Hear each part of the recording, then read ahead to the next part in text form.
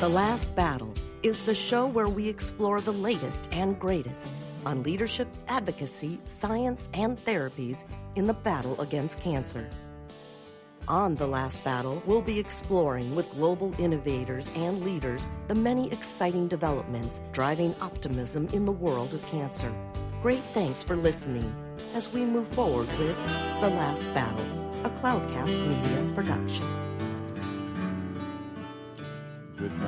Good morning, everyone, and welcome to The Last Battle. I'm very excited to be here today, and I want to first and foremost say I'm filling in for Dr. Joe Raffa, who's the creator of The Last Battle show, but I'm very, very happy to be here. My name is Charles Parisi. I'm also happen to be the CEO of Cloudcast Media, which produces this show, so I'm really excited to step in for Dr. Joe Raffa, and we'll wish him a speedy recovery.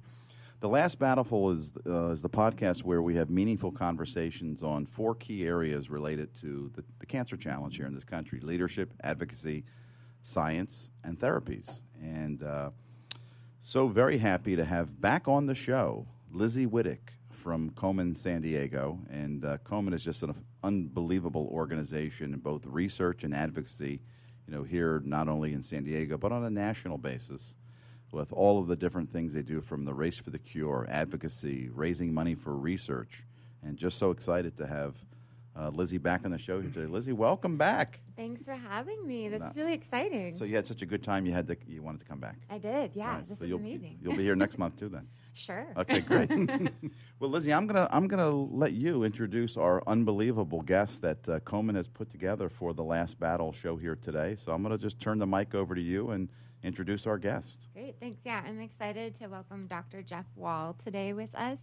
He's a professor in the Gene Expression Lab at the Salk Institute for Biological Studies here in La Jolla, and also an adjunct professor in the Department of Biology at UCSD, and a past president of the American Association for Cancer Research, as well as a Komen-funded researcher. And Dr. Wahl was also joined the Komen's Advocate Research Mentor Task Force back in 2016. So great work here in the community. Thanks for joining us today. Thanks, Lizzie. Yeah, of course. And then also here with us today is Bianca Kennedy. Bianca, I've known personally for a few years, but not only a 2-time breast cancer survivor, but a young breast cancer survivor who has really stepped up and is a patient advocate now. I know you did a lot of research and work with the DoD, the Department of Defense, for cancer applications, and you were the first patient advocate regularly with the Salk Institute, and work with Dr. Wahl here. So thanks so much for coming today. Thank you, Lizzie. Thank you, Lizzie. Thank you so much for having us today. Well, I think it's just great to have both of you here because, again, for us, it's what we talk about. The advocacy is so important, and Lizzie, of course, you have such a tremendous personal journey with Komen and cancer and your family, so it's just so great to have everyone here today. Dr. Wahl, let me turn to you first. And first of all, congratulations on your speedy ankle replacement surgery. Our guests can't see this, but this is one tough cookie. He's not only beating cancer, he's recovering rather quickly from ankle replacement surgery. Thanks, Charles. That might be a separate Great doctor. That might be a separate show. Yeah, right. But Dr. Wahl, give our audience a quick feel for how did you find your way to beautiful, lovely San Diego and one of the most prestigious organizations in the country, the Salk Institute? Well, I was really fortunate, actually. It's the only job I've ever had. Is that right? That's right. I started off at UCLA. Does that mean you're basically unemployable anywhere else? Maybe so. Okay. I started off at UCLA. It was, as my father had said, you can go anywhere in the world that you can get in as long as it's in Los Angeles and you can live at home. And I did that. And I was fortunate enough to get a job working in a lab. And I realized that I loved it. And the person that I worked for, I actually learned that working for someone is the wrong thing to do. You should always work with someone, and that's one of the major credos that I have in my lab. Mm-hmm. He had just come from Harvard, and he said, "Geoff, the right place for you is Harvard." And I said, "Seriously?" I'd never been on a plane before. Wow. I ended up going to Harvard. And I was fortunate enough to end up working with a man named Mario Capecchi, who you should look up. He has an absolutely remarkable story. He was actually a war orphan during World War II. I can't go into it. We don't have enough time. But ended up coming to the United States. He was kind of a rabble-rouser, but discovered science. Ended up working with Jim Watson at Harvard, Nobel laureate for Watson discovering and Crick. Watson and Crick. And here you see, I'm working at the Salk Institute, and Francis Crick was a luminary at the Salk Institute. I work with Mario Capecchi, and we left Harvard after 3 years to go to the University of Utah, at which point my mother said, "You're going where?" I did get my degree from Harvard, so that pleased my mother. Okay. And Mario Capecchi, 30, 40 years later, ended up getting the Nobel Prize himself. So I had an extraordinary role model for science. I went to Stanford, where I met my incredible wife, Dr. Barbara Parker, who was a breast oncologist, and actually She was my oncologist. she became Bianca's breast oncologist. Oh, how about that? Which is a story Bianca will tell. The power of science and medicine coming together and advocacy. And at Stanford, I work with a man named George Stark, and the Salk Institute is unique in having a group of non-resident fellows, a group of super scientists who advise the other scientists at Salk from an external perspective. They can give us ideas on things that, coming from the inside, we might not see. Right. Right? Well, I would imagine, I'm guessing it also brings a tremendous amount of efficiency to your own research. And kind of, are they helping you navigate, here's kind of, you don't want to go down this path because it hasn't worked in the past? It was incredible. I mean, all of them were Nobel laureates, members of the National Academy, other luminaries, and to be able to meet with them, when I started, they would come for a month a year. It was incredible, and so that added a completely different dimension. I think that's one of the reasons why Salk has achieved the notoriety as it deservedly has. Anyway, so there was a Nobel laureate who was a non-resident fellow of the Salk Institute who was a secondary advisor to me at Stanford, and he said, "Jeff, you should go to the Salk. That's the place for you. It's a place that encourages and supports doing science at the edge." Wow. And I said, seriously, like I had said to my other advisor, but I listened to people, and I went there, interviewed, and I said, oh boy, if I could get offered a job here, this would be my dream. And I got offered a job there, and I've been there since. That's an unbelievable story. And he's not mentioning it, but that means about 40 years. That's right. Well, it's a spectacular place, too. As I can imagine, when you look out on the ocean there and you're surrounded by not only this intelligence, but the intelligence of nature. Yes. And all of its beauty and the inspiration it must bring. I can't imagine wanting to go anywhere else. Well, every day when you look out on the courtyard, one of my other colleagues had said to me when I started, I said to him, boy, do you ever get tired of this? He said, you get used to it. And I looked at him and I said, I hope I never get used to this. And in the 40 years I've been there, I've never gotten used to it. And one of the reasons is that as you look down the courtyard, for people who haven't been there, it's a spectacular Louis Kahn designed building. As you look out the courtyard, the river that goes down the middle that ends up in infinity at the ocean, the horizon, is what you see in front of you. That's how we've been encouraged by Jonas Salk to think about our science.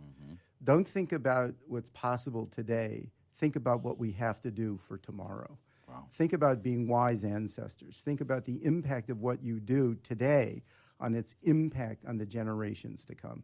Wow, that's incredible. Limitless. Yeah. That's great. And Bianca, how Yes. long have you been working with Dr. Wahl? Well, it's hard to believe, but it's already been 7.5 years. That's so amazing. our story's interesting. I think it's very interesting. So do I. Great, that definitely makes two of us. I had been in breast cancer advocacy starting about a year after my initial breast cancer, which was when I was age 35 in 2001. And I moved to Chicago with my husband and gotten into an organization there called Why Me National Breast Cancer Organization. And I loved working in that organization and working in the community for breast cancer support and encouragement and information and disseminating resources and information to people affected by breast cancer. I would worked for that organization for about 5 years, and then a few years later, I was stayed on as a volunteer. Then my husband and I moved to San Diego, where I remained a volunteer there until they unfortunately went under with the big crunch in the economy. And so about a year into living in San Diego, I went on a trip to go to the Era of Hope, a breast cancer conference in Orlando, Florida, put on by the Department of Defense's medically directed program. And the conference was about a week long, and it was a very hot experience because it was August in Florida. And coming from San Diego, I was not very happy about that aspect of going. But other than that, I had a wonderful time. But the most important thing happened to me on the last day of the conference. And I made my way to the water cooler because I needed some water. I was hot, and I just needed some water. And that's where I met Jeff, who happened to be at the water fountain at the same time as me. And he saw a tag that was around my neck that it was actually on the strap of my camera that said Shutter Kitten. And he says, do you photograph cats? And I said, yes. And he says, I didn't think you were here for cancer. You're too young to have cancer. I said, oh, no, let me tell you. And we'll come back on that note. Wow, that's I want to pick up on that for sure. But you've been listening to The Last Battle, the program where we explore leadership, advocacy, science, and therapies in the cancer challenge here and abroad. We'll be back in a little bit after some commercial breaks.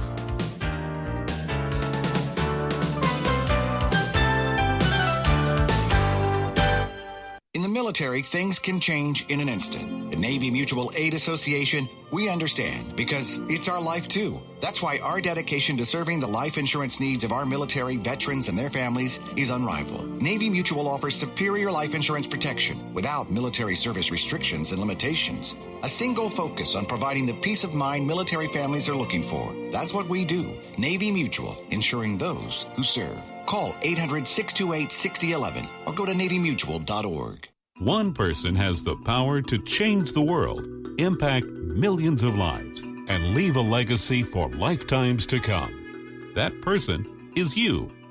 In the New York Times bestseller, What is Your What? Steve Olsher, award-winning author and founder of the Reinvention Workshop, reveals his proven process that has helped thousands of men and women discover, share, and monetize the one thing they were born to do. Grab your free copy now at www.whatisyourwhat.com/free. That's www.whatisyourwhat.com/free. Take a break from politics. Tune in and learn something. WS Radio shows are worth your time and are filled with tips and advice. Add us to your lunch routine, and we'll give you a meal for your mind.